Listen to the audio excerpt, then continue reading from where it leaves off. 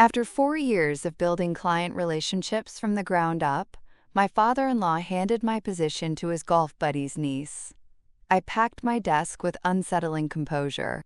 "She'll do wonderfully with the accounts," I said, knowing exactly what would unfold. When the largest client called the next morning, the new manager went pale. "They're all leaving," she whispered, watching her screen as the boardroom door closed behind me, and I realized my life had just taken an unexpected turn. But before I tell you the complete story of how I orchestrated the most satisfying professional comeback without raising my voice once, tell me, where are you experiencing this story from? Are you at home, commuting, or perhaps taking a well-deserved break? If you enjoy stories of quiet, triumph, and authentic relationships, make sure to like and subscribe for daily tales that will inspire and empower you. The corner office of Mitchell & Associates felt like a courtroom that Tuesday afternoon. David Mitchell Sr. sat behind his imposing walnut desk like a judge about to deliver a verdict, his gold pen tapping against the leather desk pad in a rhythm that seemed to count down to my professional execution. My husband, David Jr., slouched in the leather chair by the window, his eyes fixed on the Chicago skyline, as if the Willis Tower held answers to questions he didn't want to ask. The autumn air felt heavy, pressing against the floor-to-ceiling windows like an unwelcome visitor. I'd walked into this office countless times over the past 4 years, but today everything felt different. The air thicker, the silence more loaded, the very furniture seeming to lean away from me. "We're restructuring the client relations department," David Sr. announced, his voice carrying the same casual tone he used when discussing his weekend sailing plans. Matter of fact, almost bored. "Jessica will be assuming your responsibilities effective Monday." Jessica, 25 years old with an MBA from Northwestern and exactly 8 months of real-world experience. I'd watched her stumble through presentations, seen her freeze during client calls, witnessed her treating business relationships like networking events, rather than the delicate partnerships they truly were. My face arranged itself into what I hoped resembled professional composure, though inside I felt like I was watching my own funeral from the ceiling. 4 years. 4 years of arriving before the cleaning crew, staying until the security guards locked up. 4 years of learning that Mrs. Rodriguez preferred her contracts bound with navy blue covers because they reminded her of her late husband's naval uniform. That Mr. Thompson's assistant needed all communications in 14-point font due to her declining vision. That the Nakamura family always scheduled meetings around their daughter's piano recitals because family came first. These weren't just client preferences.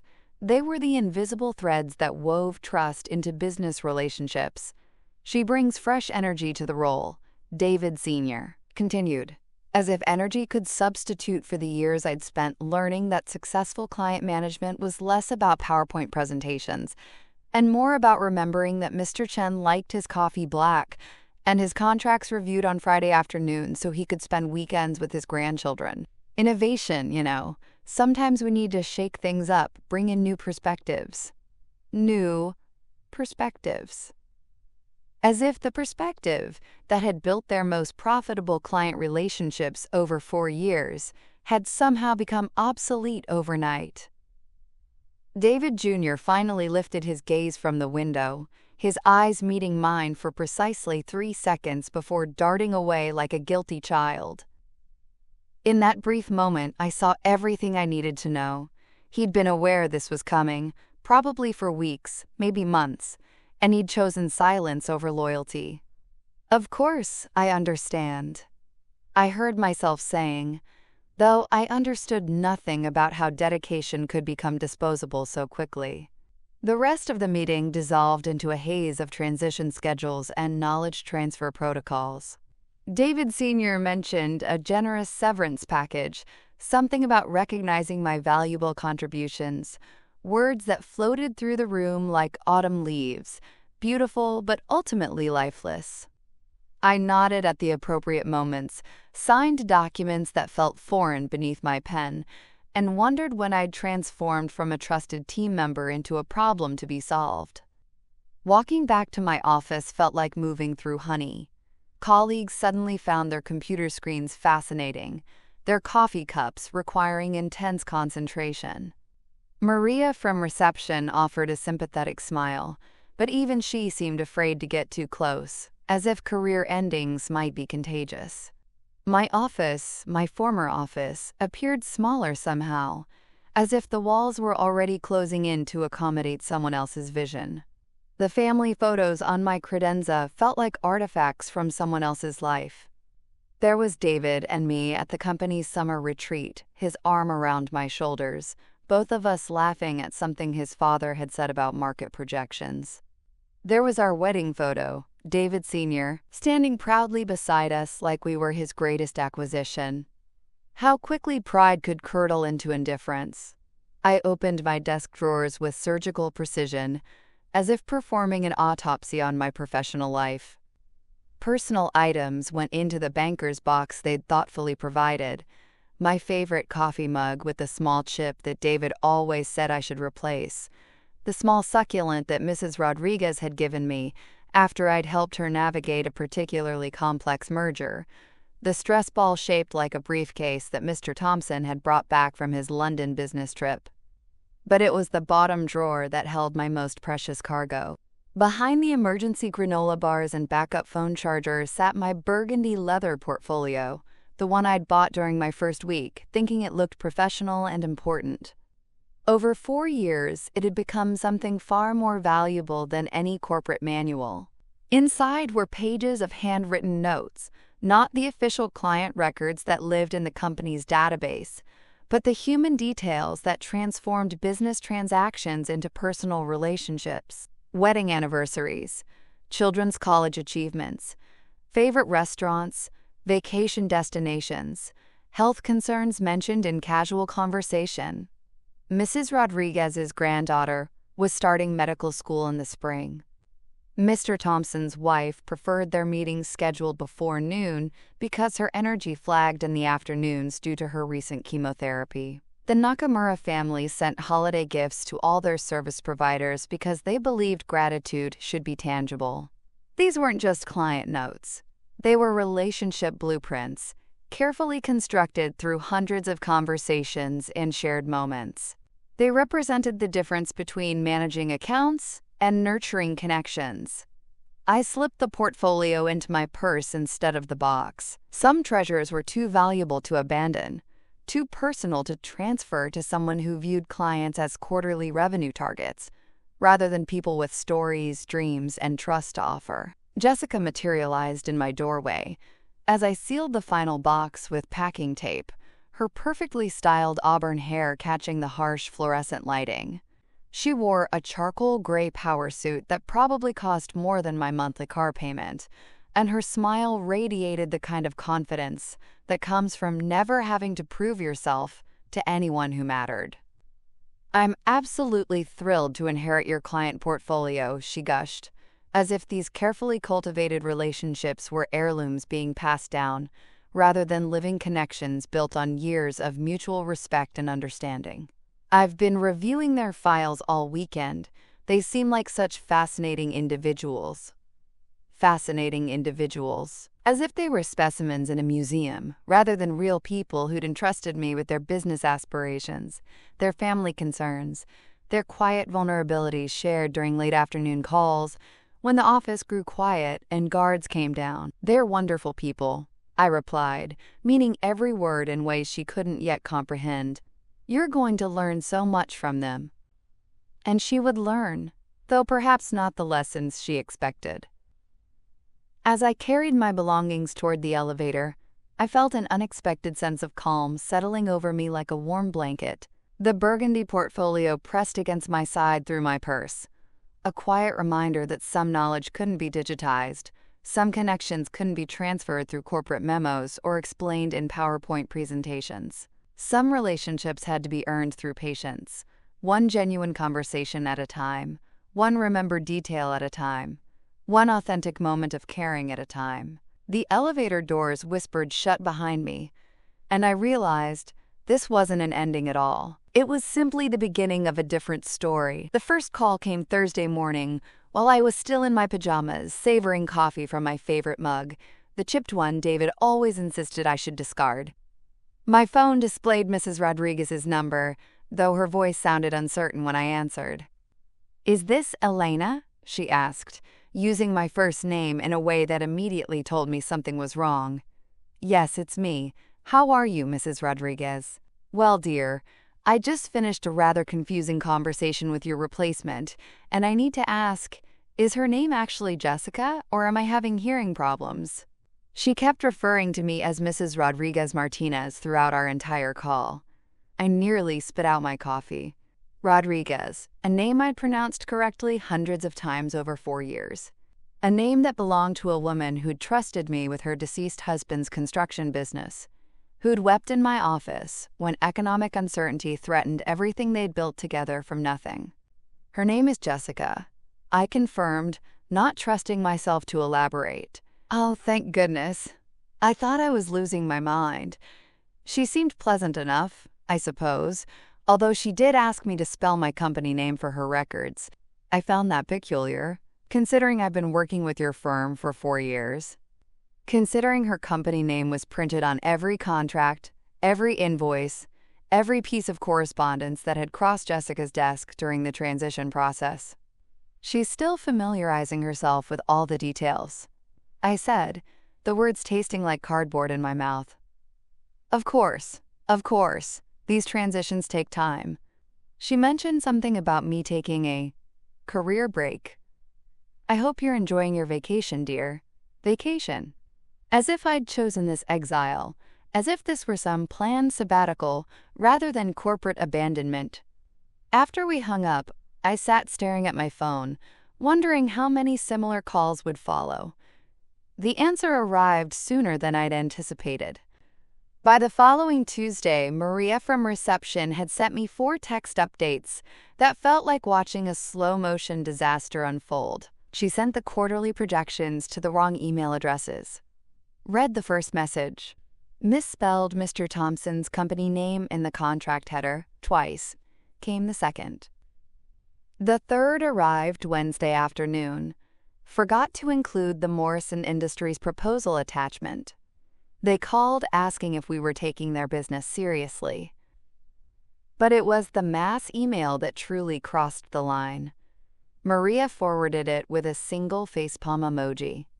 The subject line read, "Happy birthday, Michael Nakamura," except it was spelled McKeel, and the message had been sent to all 43 clients in the master database. Mr. Nakamura, whose name I'd handwritten on birthday cards for 3 consecutive years, whose daughter Yuki I'd asked about after every major recital, whose preference for jasmine tea over coffee I'd noted during our very first meeting, had received a mass birthday greeting with his name butchered. I closed my laptop and walked to my kitchen, pulling ingredients I'd purchased earlier that week from the pantry. Flour, sugar, vanilla extract, dark chocolate chips, my grandmother's oatmeal cookie recipe, the one I'd perfected over the years and shared with my most valued clients every holiday season, every birthday, every small celebration that mattered to them. While the first batch baked, filling my kitchen with the warm scent of cinnamon and brown butter, I wrote notes on cream-colored stationery. Real notes, not the corporate branded cards David Sr. preferred, but personal messages on substantial paper that felt important between your fingers. "Dear Mrs. Rodriguez," I began, my pen flowing across the paper like a stream finding its natural course. "I wanted to express my gratitude for the trust you placed in me during our 4 years of working together. Your resilience and determination have been truly inspiring."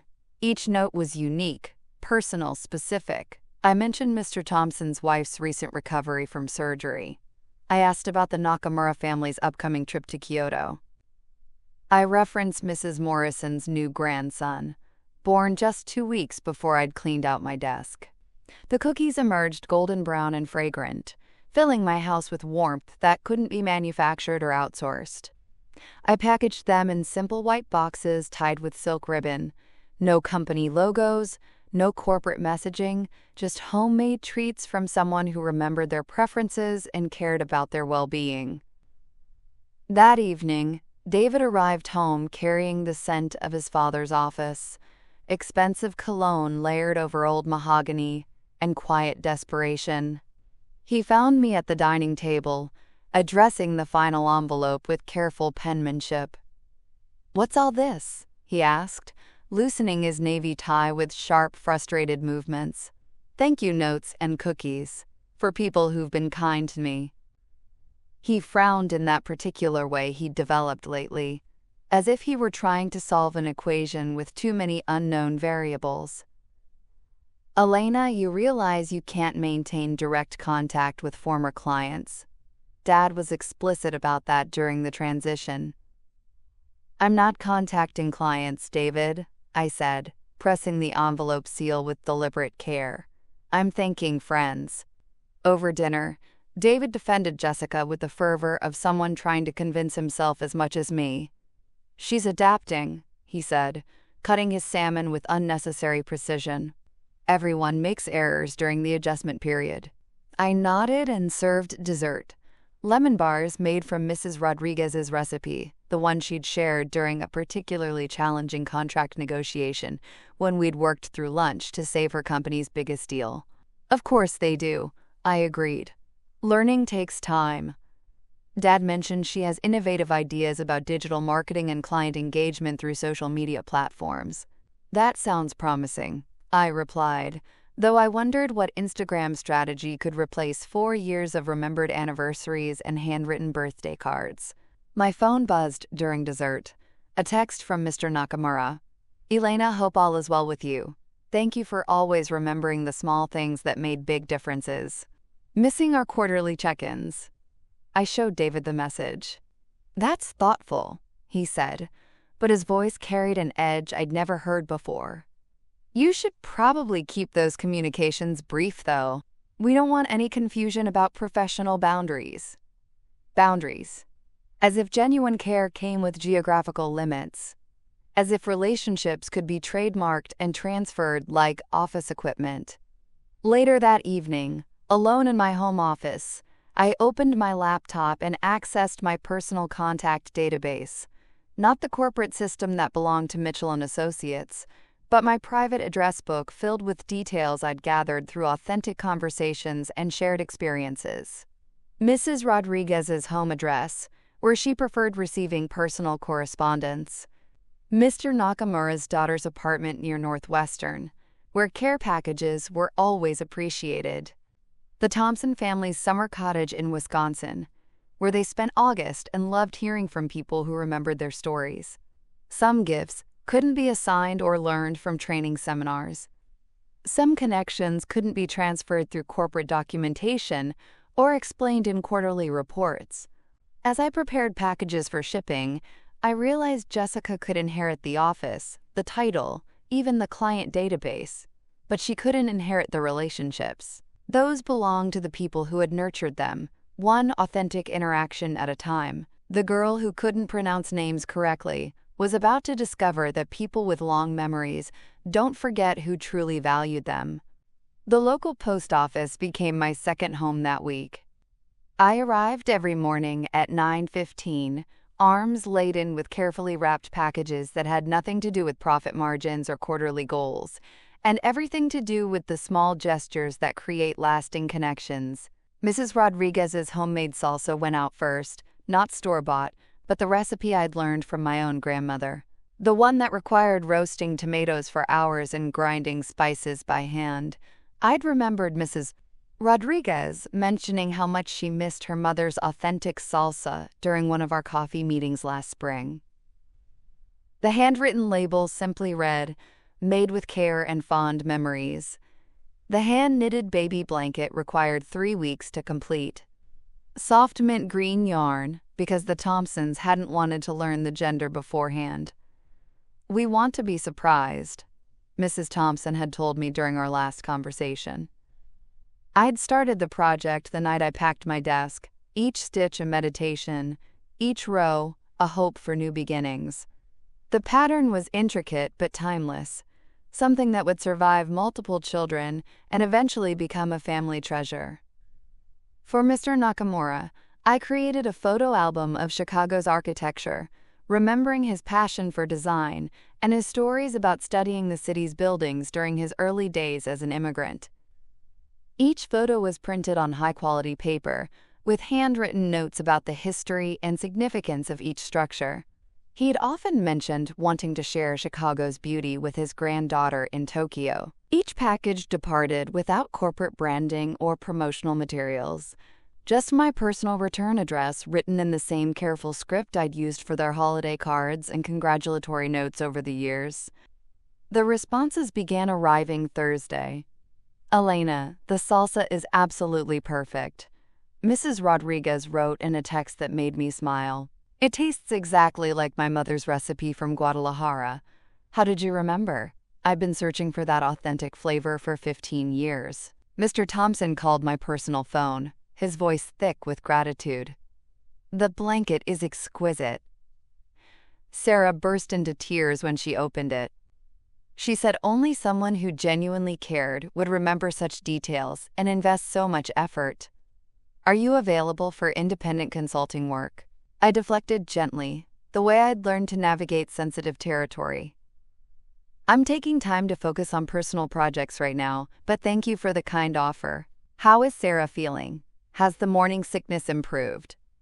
"Much better, thanks to your recommendation for ginger tea with honey. She still has the recipe card you gave her." Meanwhile, Maria's updates from Mitchell & Associates painted an entirely different picture. She'd taken to forwarding me screenshots of Jessica's social media posts, each more professionally tone-deaf than the previous. "Dominating client relations. #BossLady, #success. #never settle." Read one caption alongside a perfectly curated photo of Jessica at her desk, laptop open to what appeared suspiciously like a Pinterest board rather than client files. "Power lunch with Mr. Thompson. Love building connections with our incredible clients.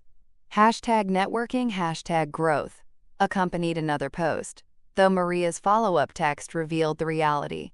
She spent 45 minutes trying to convince him to invest in social media advertising for his industrial equipment company. "Elena, he manufactures machinery for steel foundries." She kept suggesting he create lifestyle content for Instagram. The crisis point arrived on a Wednesday afternoon. I was in my kitchen testing a new scone recipe for Mrs. Rodriguez. She'd mentioned loving the ones from a bakery in Guadalajara during our last conversation, when my phone buzzed with an urgent message from Maria that made me pause mid-stir. "Emergency situation." Jessica locked herself in the supply closet crying. "Something about the Morrison Industries account. David Sr. is pacing his office like a caged animal. Can you call me immediately?" Instead of calling, I drove to the office.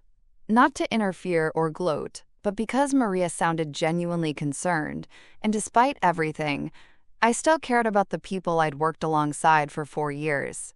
I found Maria in the break room, stirring her coffee with the mechanical intensity of someone channeling anxiety into action. She looked up when I entered, relief flooding her features like she'd been holding her breath for hours.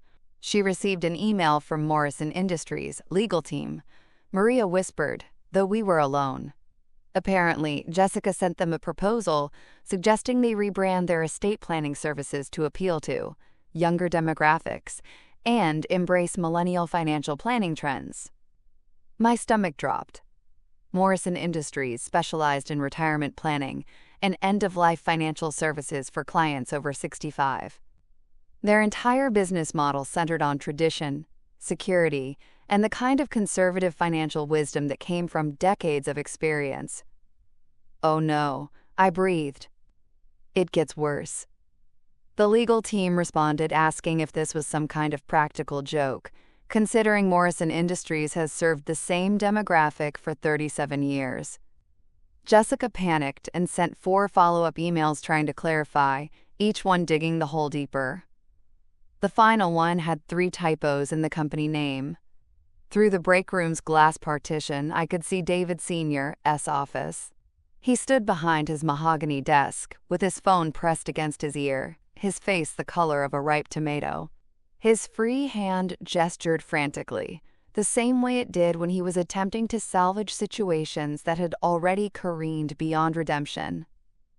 Morrison Industries, managing partner, called specifically requesting your contact information, Maria continued.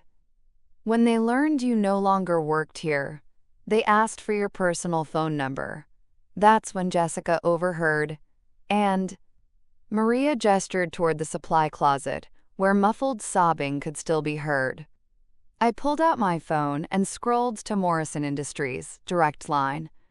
Not the main office number, but the personal cell of Margaret Morrison, the founder's daughter who'd taken over after her father's retirement last year.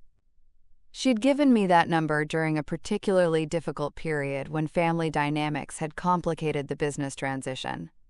Margaret, it's Elena. I heard there might have been some miscommunication about your account, and I wanted to ensure everything is resolved. Elena, thank heavens you called. I was hoping you might reach out. Margaret's voice carried that familiar warmth mixed with barely contained frustration. I received the most bizarre proposal today, suggesting we target 20-somethings for our retirement services. I initially thought it might be a mistake or perhaps a test of some kind. I'm certain it was simply a misunderstanding. The new account manager is still learning your industry specifics. Well, I hope she learns quickly. I've maintained our relationship with Mitchell & Associates for 8 years specifically because of you, Elena. Your replacement seems enthusiastic, but she recommended we create a TikTok presence to engage with Gen Z about death planning. I'm afraid I don't even understand what TikTok is, let alone why young people would want death planning content. After hanging up, I remained in my car in the parking lot, observing employees navigate through the glass entrance I'd walked through every morning for 4 years. Some waved when they spotted me, others averted their gazes quickly, as if acknowledging my presence might somehow entangle them in whatever corporate drama was erupting inside. My phone buzzed with another update from Maria. She's emerged from the closet, but won't stop asking how you manage to make clients genuinely like you. David Sr. wants to know if you'd consider returning as an independent consultant. I didn't respond immediately. Instead, I drove home and finished preparing Mrs. Rodriguez's scones, humming quietly as I worked. The afternoon sunlight streamed through my kitchen window, warming the flour-dusted counter where packages awaited shipment.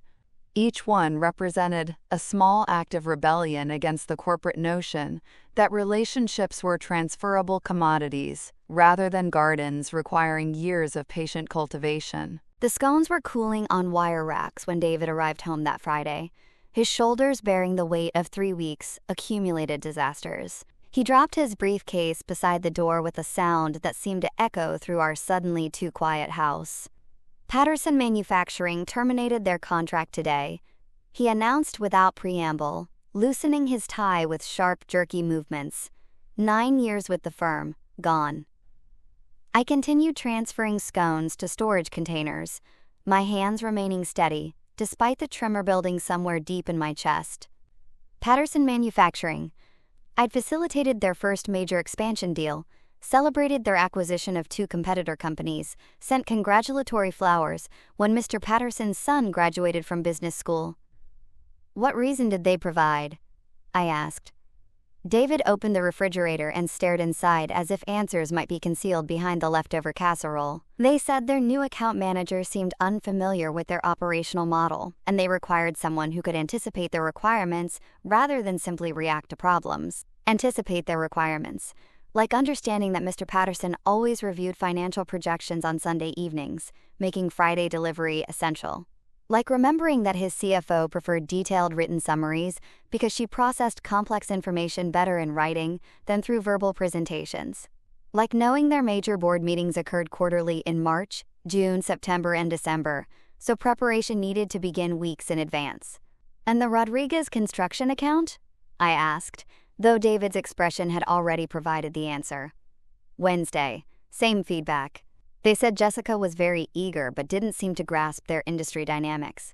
Mrs. Rodriguez, who'd entrusted me with her husband's construction legacy, who'd shared stories about building the business from a single pickup truck, who'd wept in my office during the recession when we'd worked together to restructure their entire financial strategy, who'd always said she remained with Mitchell and Associates because we felt like extended family.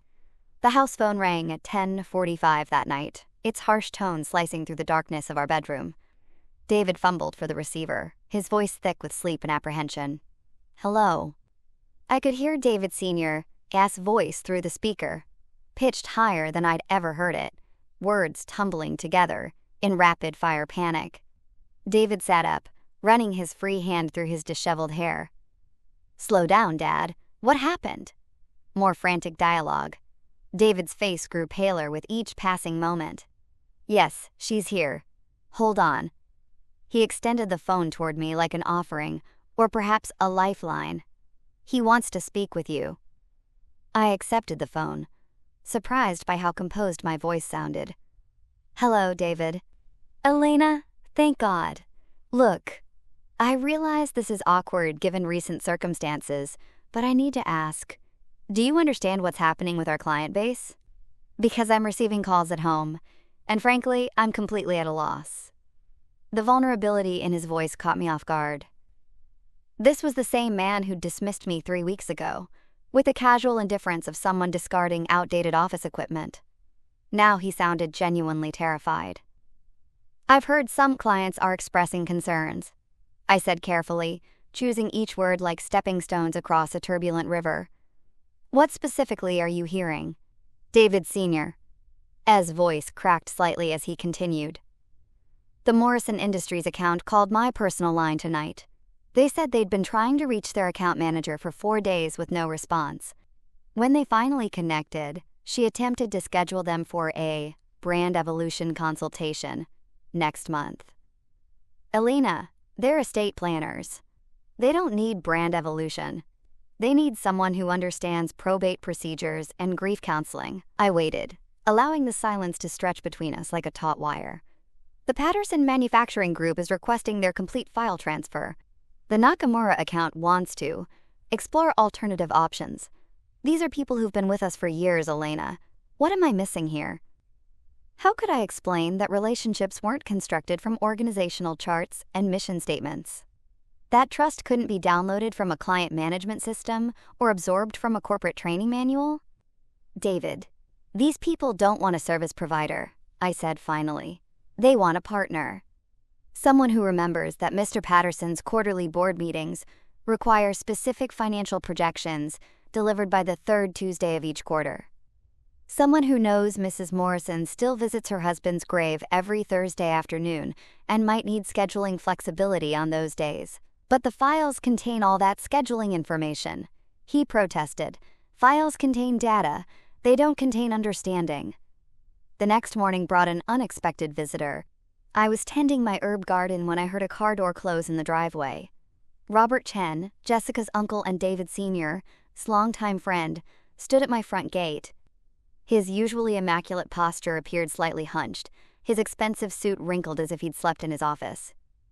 "Elena, could we have a conversation?" His voice carried none of its usual confidence. I invited him inside, prepared fresh coffee, and settled him at my kitchen table like any other guest.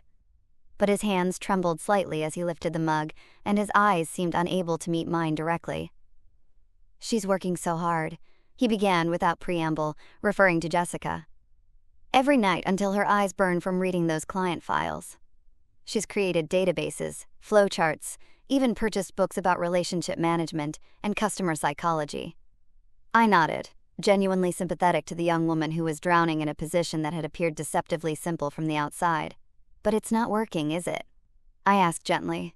Robert's voice fractured slightly. "The clients don't trust her, and I can't understand why. She's intelligent, educated, motivated."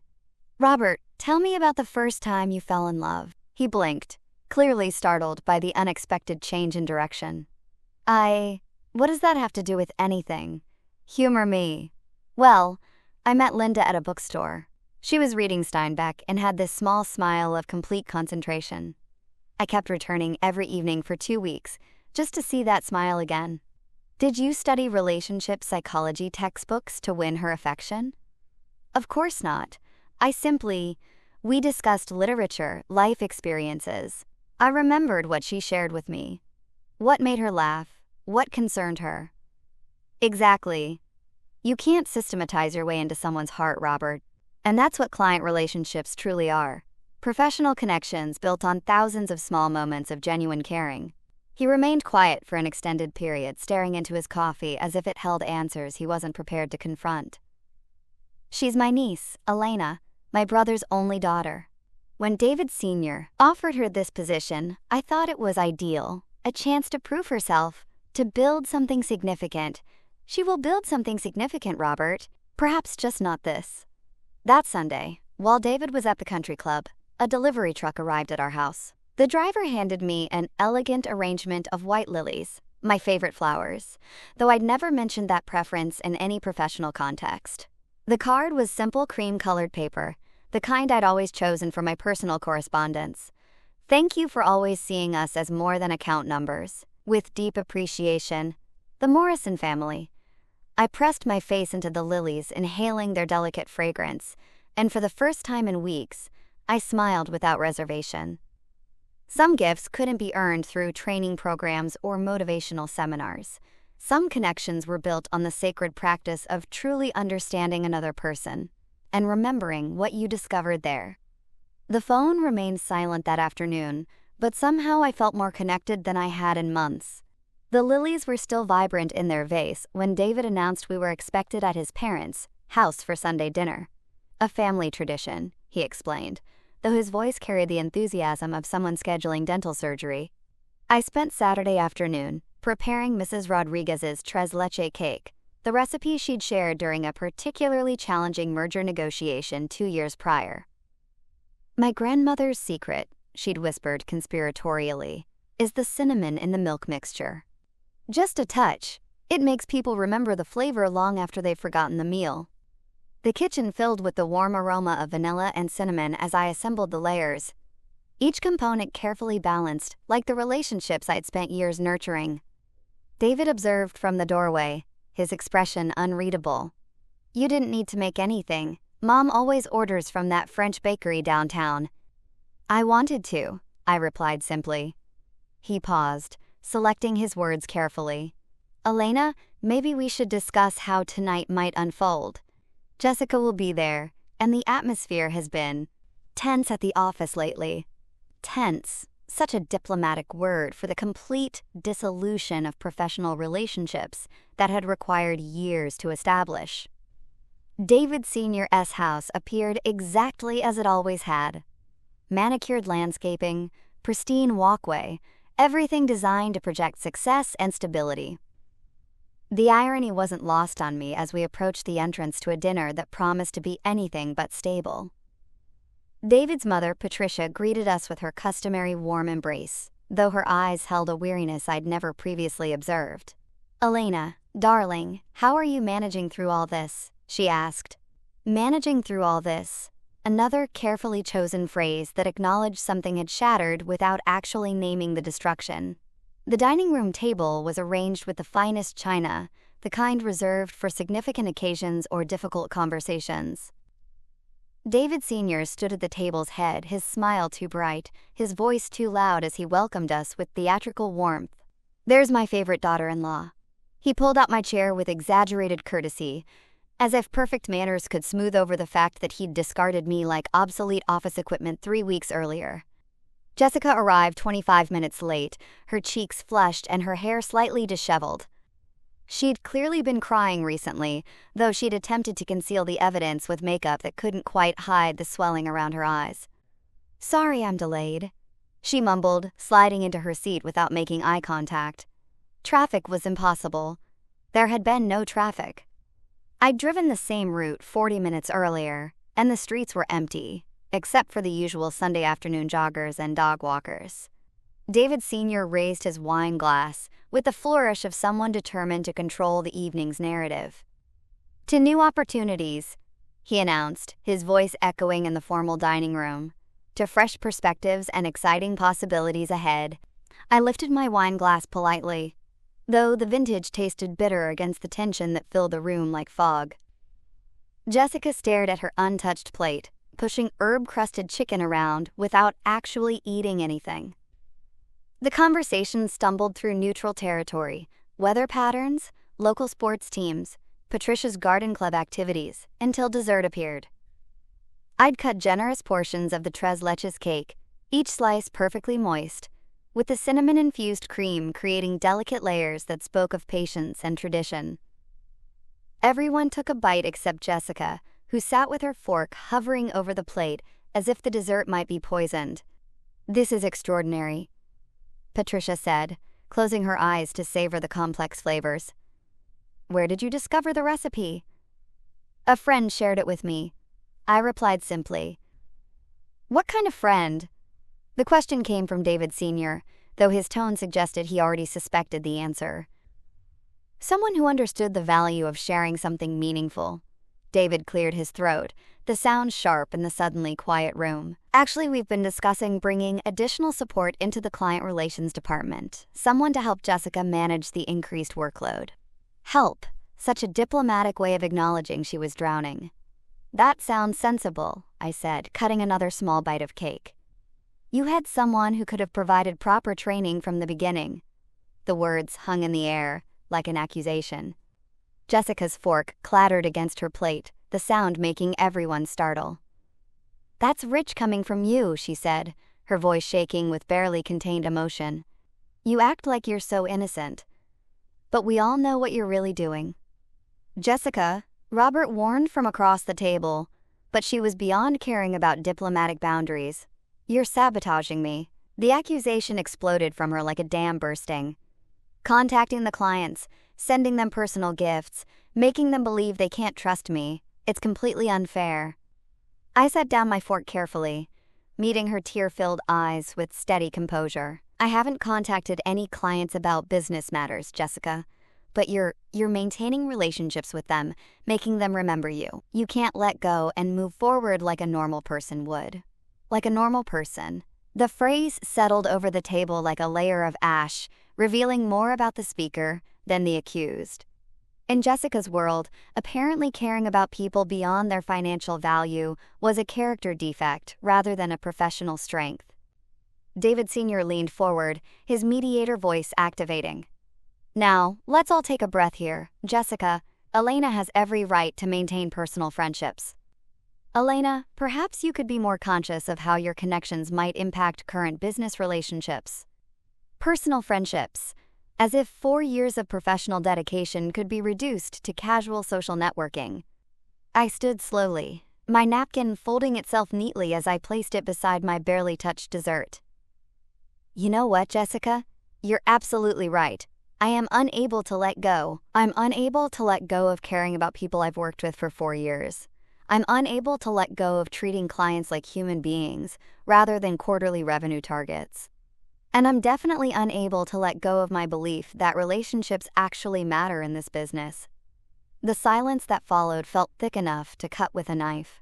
Patricia's face had drained of color. Robert looked like he wanted to disappear into his chair, and David stared at me as if I'd suddenly started speaking in tongues. "Elena," David began, but I was already moving toward the hallway, already reaching for my purse. "Thank you for dinner, Patricia. The roast was perfect as always." I walked to my car with measured steps, my heels clicking against the driveway in a rhythm that felt like a countdown. Behind me, I could hear raised voices spilling from the house. David Sr., S. attempts at damage control, Robert's defensive explanations, Jessica's continued protests. But as I settled into the driver's seat and turned the ignition, I felt something I hadn't experienced in weeks. Complete and utter clarity. The weight that had been pressing against my chest since that first meeting in David Sr.'s office finally lifted, leaving me feeling remarkably light. They weren't my responsibility anymore. The dysfunction, the blame, the desperate attempts to force incompatible pieces into working relationships, none of it belonged to me now. I drove home through the quiet Sunday evening streets, windows down, breathing in the scent of autumn leaves and infinite possibilities.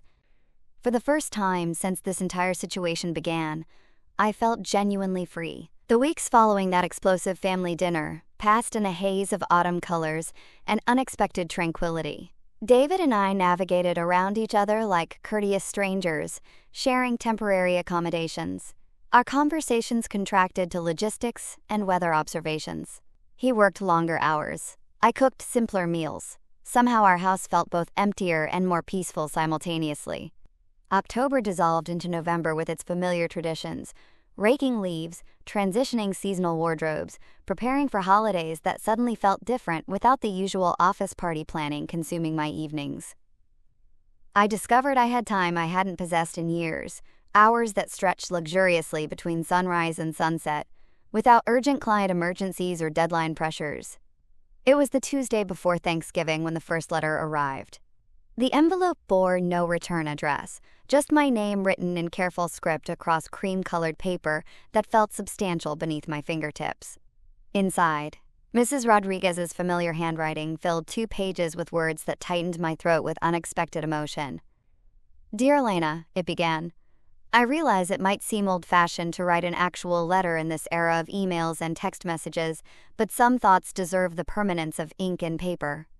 I wanted you to understand that what you provided for me these past 4 years extended far beyond managing my account. When Miguel died, and I thought I might lose everything we'd built together, you didn't simply analyze spreadsheets or restructure contracts. You listened to me grieve. You remembered his birthday even after he was gone. You made me feel like his legacy mattered to someone besides me." I had to set the letter down and walk to the kitchen for a glass of water before I could continue reading. "You were never just an account manager, dear. You were a guardian of what mattered most, the human connections that make business worthwhile. I hope you realize how rare and precious that gift is."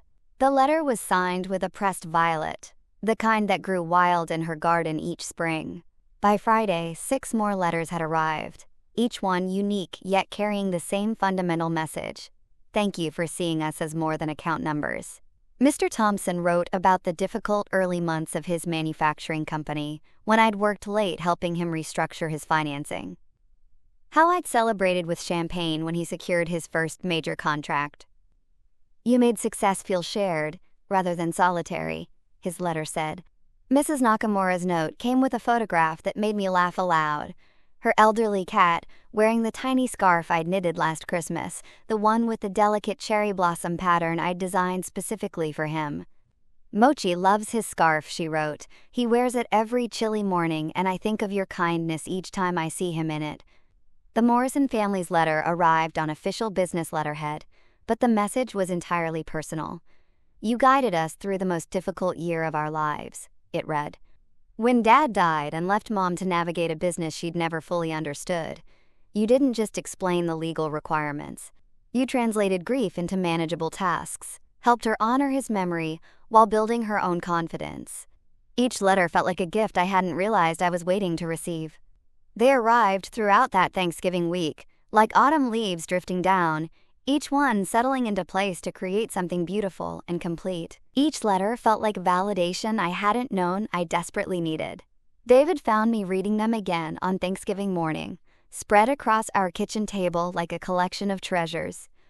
He stood in the doorway holding his coffee mug, studying my face with an expression I couldn't quite interpret. "Those from the clients?" he asked. "Former clients?" I corrected gently.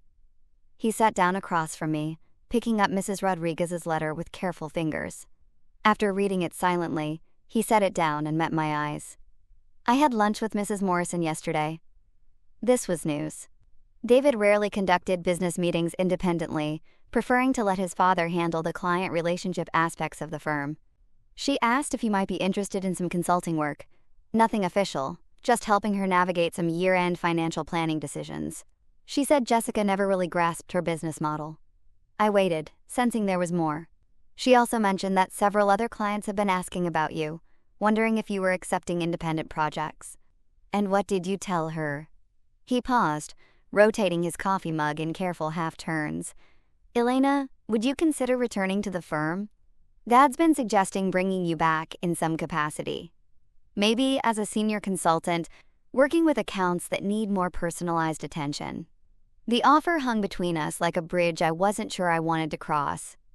Returning would mean going back to a place where I'd been dismissed as easily as outdated office furniture. It would mean pretending the past 2 months hadn't fundamentally changed how I viewed my worth and priorities. I never left the work, David, I said finally. Just the building. He frowned, not quite understanding. What do you mean? The work I loved, caring about people, helping them solve problems, being someone they could trust. That didn't require an office or a title or your father's permission. It just required me being myself. 3 days later, Maria texted with news that shouldn't have surprised me, but somehow still did. Jessica submitted her resignation yesterday. No drama, no formal announcement, just an email about pursuing new opportunities. She looked relieved, honestly. I felt no satisfaction at the news, only quiet sadness for a young woman who'd been set up to fail in a role that required years of patience and genuine empathy to master. That afternoon, my phone rang. Mrs. Morrison's voice was warm and slightly hesitant. Elena, dear, I hope you don't mind me calling directly. I know you're no longer with Mitchell & Associates, but I wondered if you might have time for lunch next week. Just to catch up, nothing business-related. I'd love that, Mrs. Morrison. Wonderful. And Elena, bring that burgundy leather portfolio of yours. I have some friends who might be interested in meeting you. After hanging up, I sat in my garden despite the November chill, watching the last persistent leaves cling to the oak tree's branches. Somewhere in the distance, I could hear children playing, dogs barking, life continuing its eternal rhythm of endings and beginnings. My revenge hadn't been loud or dramatic. It hadn't involved shouting matches or public confrontations. Instead, it had been constructed from homemade cookies and handwritten notes, from remembered anniversaries and genuine concern, from the simple act of treating people like human beings, rather than profit centers. The phone calls began arriving with increasing frequency. Mr. Thompson wanted advice on expanding his manufacturing operations. The Nakamura family needed guidance navigating new tax regulations. Mrs. Rodriguez was considering acquiring a competitor and wanted someone she trusted to review the financial implications. Each conversation felt like coming home to a family I hadn't realized I'd missed. David found me in my home office one evening, laptop open, surrounded by legal pads covered with notes and projections. I was working on a comprehensive business analysis for Mrs. Morrison's estate planning expansion, the kind of detailed, personalized work that required understanding not just the numbers, but the dreams behind them. "You're glowing," he said, settling into the chair across from my desk. I looked up, surprised. "What?" "You're glowing. You look, I don't know, alive in a way you haven't in months, maybe years." He wasn't wrong. The work energized me in ways I'd forgotten were possible. Without corporate hierarchies and office politics, I could focus entirely on what I'd always loved most, solving problems for people I genuinely cared about. "Elena, I need to tell you something." David's voice carried an unusual weight. "Dad's been getting calls. Lots of calls. Clients asking specifically for you, threatening to leave if they can't work with you directly." I set down my pen, giving him my full attention. "The Peterson Group, Martinez Industries, even the Nakamura account. They're all saying the same thing. They want you back, or they're taking their business elsewhere." "And what did your father say?" "That's just it. He's panicking. For the first time since I've known him, Dad doesn't know how to handle a business crisis. He's used to solving problems with strategy and negotiations. But this isn't about contracts or rates. It's about relationships he can't replicate or replace." David stood and walked to the window, staring out at our quiet residential street. "He asked me to talk to you about coming back. Full partnership, your own terms, complete autonomy over client relationships. What do you think I should do?" He turned back to face me, and for the first time in our marriage, I saw genuine respect in his expression. Not the patronizing affection of a husband humoring his wife's career, but authentic recognition of my professional value. "I think you should do whatever makes you happy. And if these past few weeks have shown me anything, it's that you're happiest when you're taking care of people who appreciate what you bring to their lives." That night, I sat at my kitchen table surrounded by the letters from former clients, each one a testament to connections that couldn't be manufactured or transferred. Outside, snow was beginning to fall, the first of the season, covering our neighborhood in pristine white. My phone buzzed with a text from an unknown number. Elena, this is Margaret Morrison. I hope you don't mind, but I shared your contact information with 3 other business owners who are looking for someone who truly understands relationship-based consulting. They'd love to meet with you next week if you're available. I smiled, watching the snowflakes dance in the glow of our porch light. Some victories arrived quietly, built not through conquest but through the patient cultivation of trust and genuine care. My burgundy leather portfolio sat on the counter, now supplemented by new notebooks filled with ideas for my own consulting practice. Tomorrow I would call Margaret Morrison back. Tomorrow I would begin building something entirely my own. But tonight I simply sat in the warm light of my kitchen, surrounded by evidence that authentic relationships, the kind built on remembered details and genuine concern, could never be replaced or replicated.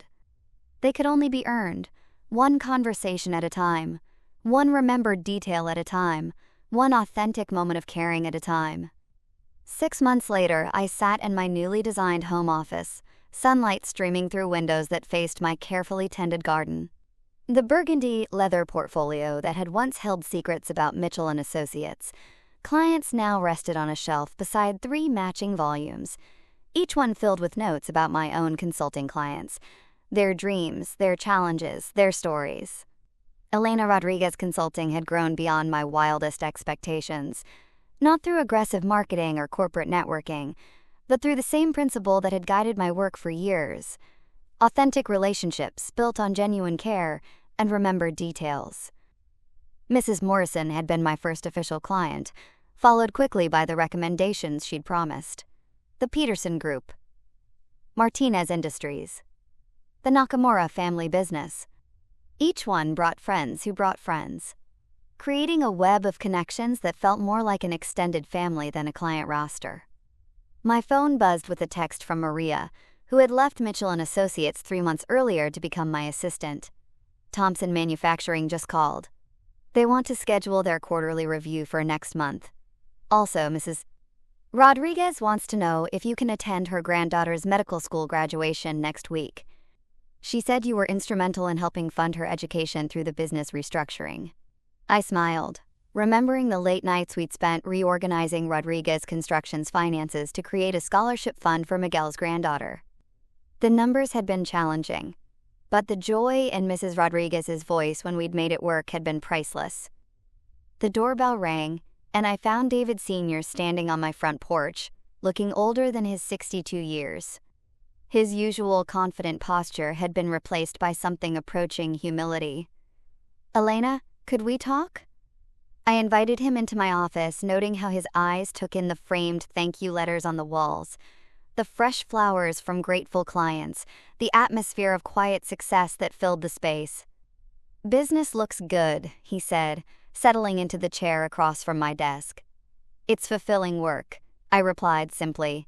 He was quiet for a long moment, studying his hands.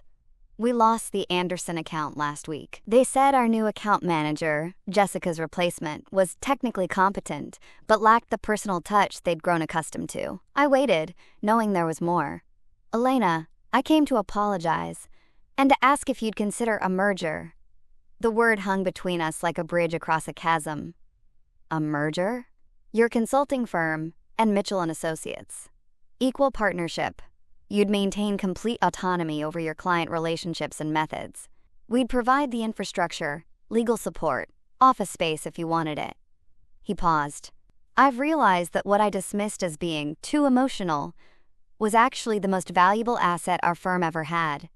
The irony wasn't lost on me. The man who'd discarded me for being too invested in relationships was now asking me to save his business through those very same relationships. "David, I appreciate the offer, but I've discovered something important these past months. I don't need your infrastructure or office space. I need the freedom to work the way I've always believed business should be conducted, with genuine care, authentic connections, and the understanding that behind every account is a human being with dreams and fears and trust to offer." His face fell slightly, but he nodded. "I understand. The offer remains open if you change your mind." After he left, I sat in my garden with a cup of tea, watching the roses I'd planted in spring bloom in glorious abundance. My phone rang. Mr. Thompson calling with an update on his son's wedding plans and a question about expanding his manufacturing capacity to accommodate a new contract. We talked for 30 minutes, covering business projections, family updates, and his concerns about maintaining quality while scaling production. It was exactly the kind of conversation that made my work meaningful, professional guidance woven seamlessly with personal connection. That evening, David Jr. found me cooking dinner, humming softly, as I prepared Mrs. Rodriguez's famous enchilada recipe for a client appreciation dinner I was hosting the next day. "You know," he said, leaning against the kitchen counter, "I think I finally understand what you meant about never leaving the work." I looked up from chopping cilantro. "Oh? You didn't need the Mitchell & Associates name or Dad's approval to be successful. You just needed to be yourself, to do what you've always done naturally." He paused. "I'm proud of you, Elena. Proud of what you've built." The words meant more to me than any partnership offer or corporate title could have. A year later, Elena Rodriguez Consulting occupied a charming Victorian house that I'd converted into offices, complete with a client lounge that felt more like a living room than a corporate waiting area. Fresh flowers graced every surface, not because they were required by some design consultant, but because Mrs. Nakamura brought them from her garden every week, and Mr. Thompson's wife sent arrangements to celebrate each successful project completion. My team consisted of Maria and 2 other former Mitchell & Associates employees who'd grown tired of treating clients like account numbers. We operated on principles that couldn't be found in any business school textbook. Remember birthdays, ask about family, celebrate successes, provide comfort during difficulties, and never forget that behind every business decision is a human being who deserves respect and genuine care. The burgundy leather portfolio now sat in a place of honor in my office, opened to display a handwritten note from a new client. "Thank you for making me feel like my business matters to you personally. In a world of automated responses and impersonal service, you've reminded me that authentic relationships still exist." Mitchell & Associates had downsized significantly, eventually specializing in routine corporate transactions, the kind of work that could be systematized and automated. David Sr. had found his niche in impersonal efficiency, while I had claimed my territory in the irreplaceable realm of human connection. On quiet afternoons, when sunlight streamed through my office windows and the phone rang with another referral from a satisfied client, I sometimes thought about that day when David Sr. had dismissed me so casually from his mahogany desk. He'd believed he was discarding an employee who was too emotional, too invested, too focused on details that didn't appear on quarterly reports. What he'd actually done was set free someone who understood the most fundamental truth about business. Success isn't built on spreadsheets and strategic plans, but on the sacred act of truly seeing another person and caring enough to remember what you find there. My revenge hadn't been swift or dramatic. It hadn't involved corporate takeovers or public humiliations. Instead, it had been constructed from handwritten notes and homemade cookies, from remembered anniversaries and genuine concern, from the patient cultivation of relationships that could never be replicated or replaced. As I watched the last light of day fade over my garden, my phone buzzed with a text from Mrs. Rodriguez. "Elena, my granddaughter graduated summa cum laude from medical school today. She wanted me to tell you that your encouragement during those difficult financial times helped make this possible. We're having a celebration dinner next Sunday. Can you join us?" I typed back immediately. I wouldn't miss it for the world. Some victories are measured in profit margins and market share. Others are measured in the quiet satisfaction of knowing you've made a difference in people's lives, one authentic relationship at a time. As I turned off my office lights and locked the door behind me, I realized I had achieved something far more valuable than revenge. I had built a legacy.